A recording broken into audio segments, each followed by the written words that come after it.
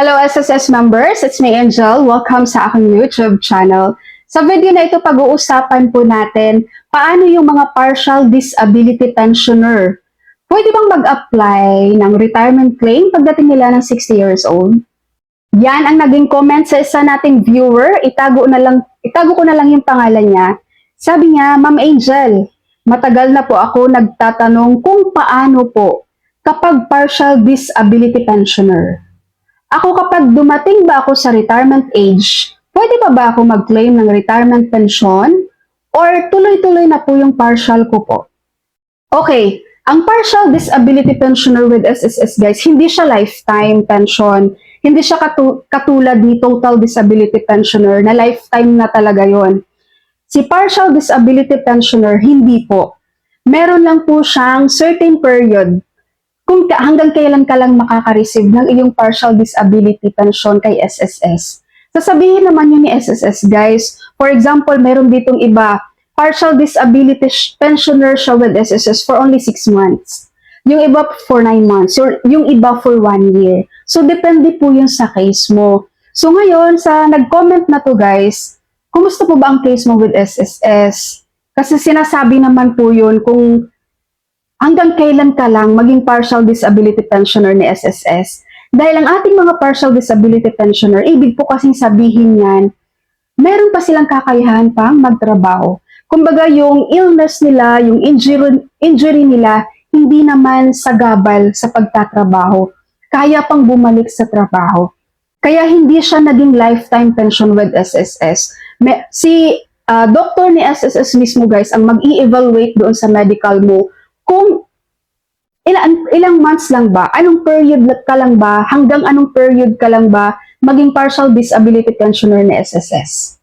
Ngayon, pagdating mo po ng iyong retirement age para sa ating mga partial disability pensioner dyan, depende na po guys sa record mo with SSS kung pasok ka ba sa qualifications, sa requirements ng retirement claim. Okay, ng monthly pension.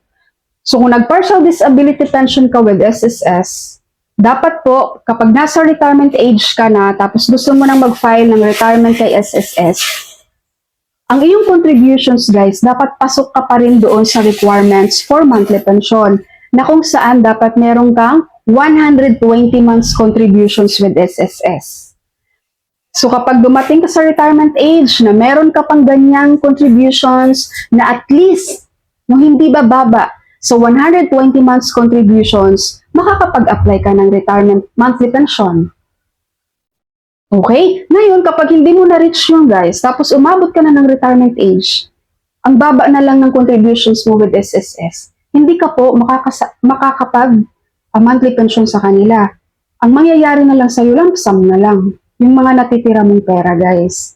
Kaya yung mga partial disability pensioner natin, ang dami dito guys na partial disability pensioner pero nagtatrabaho pa din. Continuous ang contributions with SSS. Okay? Kaya sa ating mga partial disability pensioner dyan guys, hindi porket nagpe-pension kayo kay SSS, pababayaan nyo na rin yung monthly contributions nyo. Okay? Hindi kasi kayo katulad guys ng total disability pensioner na lifetime na yun sila. Lifetime, habang buhay sila guys, matatanggap nila ang kanilang monthly pension. So sa inyong mga partial disability pensioner, kung ilang months lang or years ang binigay sa inyo ni SSS, yun lang yung pension nyo guys. Kaya wag niyong pabayaan ang contributions nyo. Para pagdating nyo po ng retirement age, makakapag-apply pa rin kayo ng monthly pension with SSS. You have to monitor your SSS contributions. Aabot pa ba ako sa 120 months contributions?